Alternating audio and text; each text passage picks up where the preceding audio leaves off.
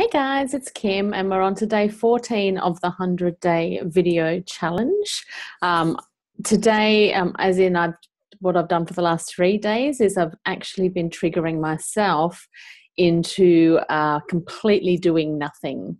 And what I mean by doing nothing is literally just laying on the lounge and watching some of my favorite shows and spending all day doing that. Luckily, the weather has been on my side and it has not been great. So it's allowed me to lay there and watch my favorite shows.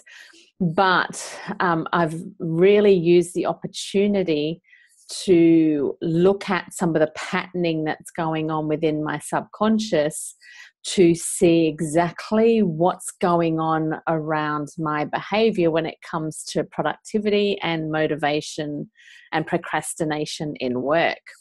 So if you at all have an issue with procrastination, motivation, or productivity in your work, listen on, because this is really what I found is something that's really affecting us, is this patterning that's going on in our subconscious, which is stopping us from shining and from doing what we want to do. So literally on the first day, which was 2 days ago, of doing nothing, I had the voices saying you can't, you've got to be doing something, you've got to be up and doing it, blah, blah. And that happened in the first day. And the second day came up with a little bit more resistance around doing nothing and playing around with those levels of resistance. But today what's come up is a deeper level of resistance around control, around time, and around being productive by doing nothing. So theoretically, as we move further along into the new level of energy that's on the planet here with the new ascension process and so forth, the power is more in the being, not so much in the doing. The doing is a result of the being. So this is why I have forced myself to do nothing for 3 days. Literally, I have spent most of the time either in tracksuits or in my pajamas, and I've really forced myself just to be these last few days. The patterning, yes, that's come up, and that has triggered me a lot, which has made me feel a lot of guilt around doing nothing. The great thing is that we can see it, and to spend the time looking at it and really embracing these feelings rather than running away from them. So the guilt came up.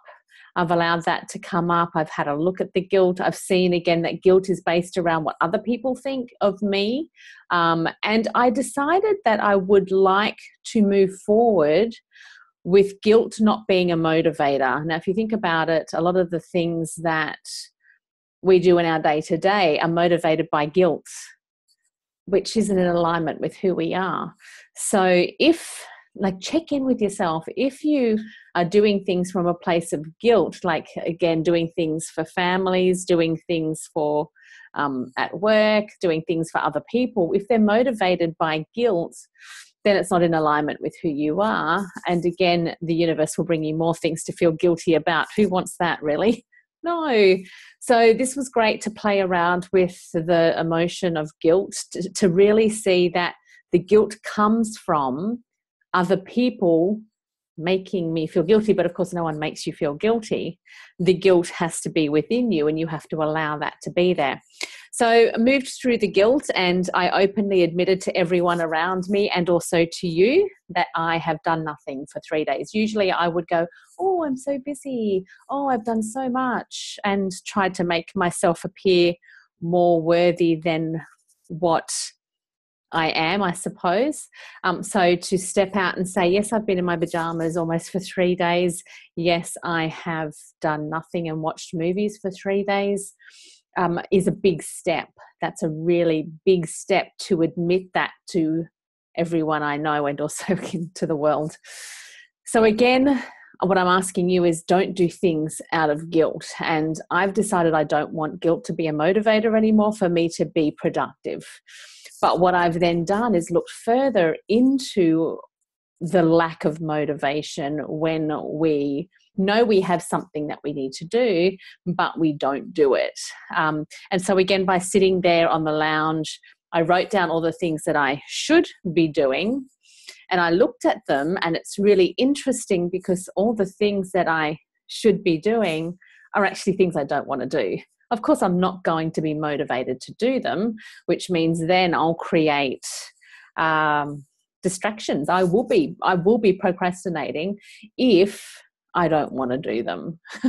So if you are procrastinating around something, just know again that it's because that thing that you need to do, should do, whatever, is actually not in alignment with who you are. Now, I get it. I've got my list here of things that I have to do: tax, online stuff, housework, all that sort of thing. I looked at all of that and I'm like, yeah, I can see why I could easily sit here and watch TV all day, because those things do not interest me at all. The secret around that is there's two ways that you can deal with those kinds of things. Is you can simply either, number one, delegate them to other people, or number two, turn them around into something that is fun or that is interesting. Say, for example, with the housework, you can put music on and dance, or you can put a podcast on and listen to that. So just things, again, that you like to do, incorporate those things and make those more of a priority. Listening to the music is a priority, you just happen to be doing the taxes. Listening to the podcast is a priority, you just happen to be doing the ironing or whatever. So turning the things around that feel exciting to you while you're doing things that aren't exciting is a way that you can kind of get these things done without procrastinating, and or you can delegate it to someone else. Then going deeper, and this is how my brain works. I always like going really deep, and if anyone wants to work and go deeper into their own psyche, give me a call, because I love it. I love getting deep into why things are there. And as I went deeper into the resistance, and the resistance that was there was based around the fact there's two things that came up around my resistance to being busy. The first one is just that hecticness around when you have brand new children, and especially in those first 5 years, where you literally are putting yourself on the back burner. And I got burnt out from doing that, like having the 4 kids and literally having no sleep, putting yourself last, and literally kind of surviving, like when you're in survival mode. I had that while I was a wedding planner, which was 24 hours a day, 7 days a week. So combine the two. What I worked out by doing those two things is that I literally had no personal life. I just want to come grab a piece of awareness that I grabbed. Okay, so the things that I've found I went through when I had young kids and had a professional career was that I had heart palpitations. I used to panic a lot, worry all the time, didn't really have any close relationships with my family or my friends, no sleep, no self-care at all. I remember I used to dream about walking on the beach, getting my feet in the sand, whereas now when I do that, that's actually a sign that I am a little bit freer than what I used to be. No time for others, no time for self, no time for, connections. And looking into all of that, and when I look at that time when I was really, really busy of raising a young family and running a very successful business, I loved it when I was doing it. But after 12 years of doing it, I was incredibly burnt out in the end, and something had to give.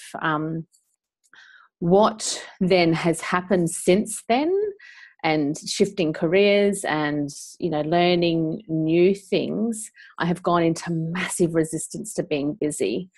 So I've looked into, okay, the reason why the resistance to being busy is there is because this is what busy means to me. It means no relationships. It means heart palpitations. It means all of that. So no wonder why I have so much resistance around being busy, which is why I can easily lay on the lounge and put that first over being productive.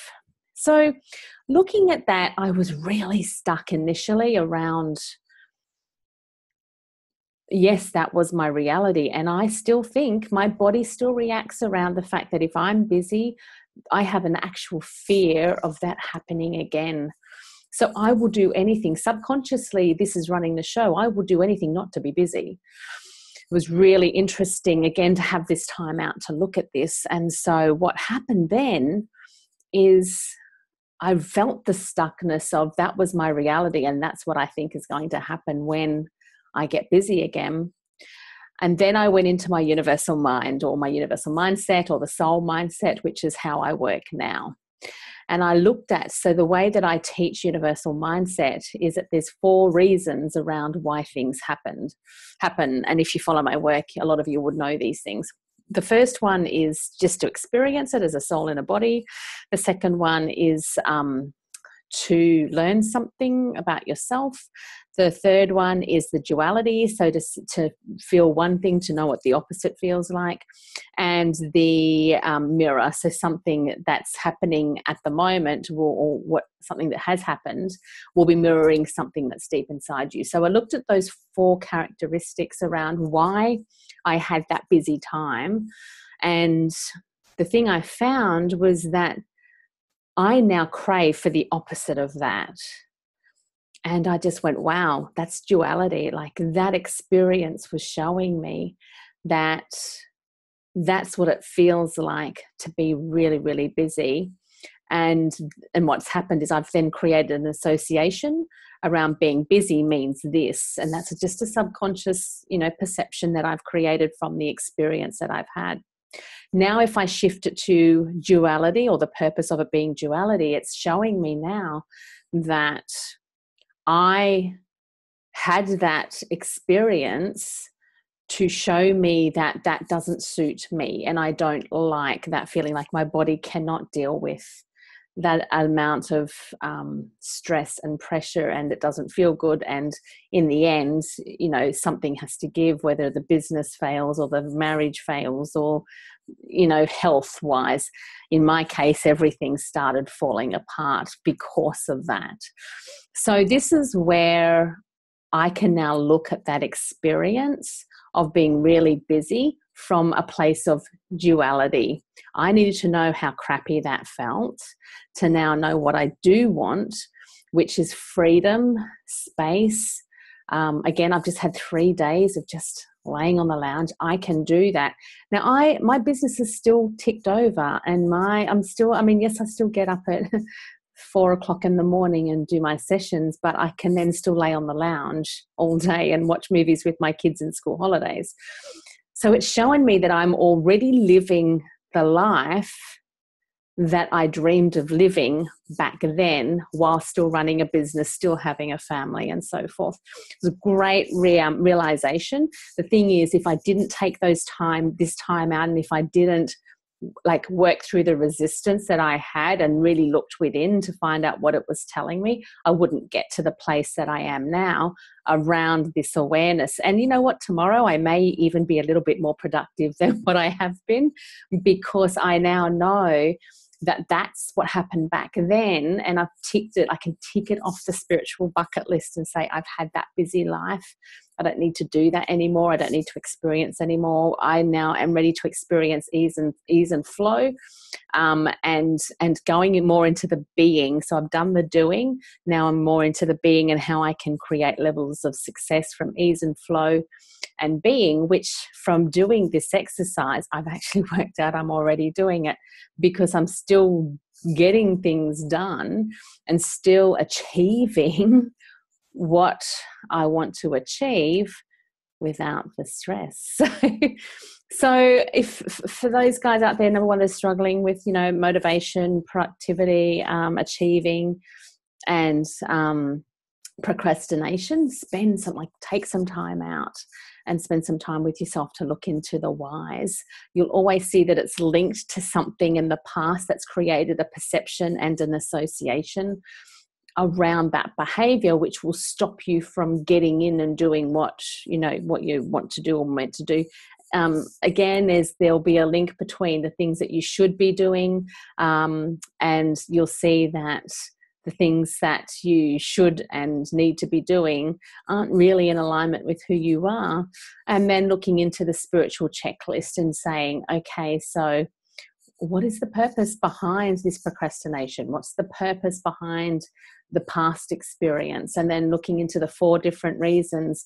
And once you click into that reason, all of a sudden, it literally drops away from your subconscious, from your body, and it stops controlling your behavior from now on. So I'm looking forward to sharing this new awareness with you, and this new level of, productivity. Because I do know a couple of years ago, I did literally run my business very successfully from a place of ease and flow.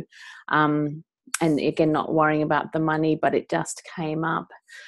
So I'm looking forward to getting more back into there by taking these last couple of days off. If you need to take some time off, do it and look within and start doing some work within yourself, because the answers are all in there as to why things are happening for you. So thanks for listening to me, and I'll see you guys tomorrow.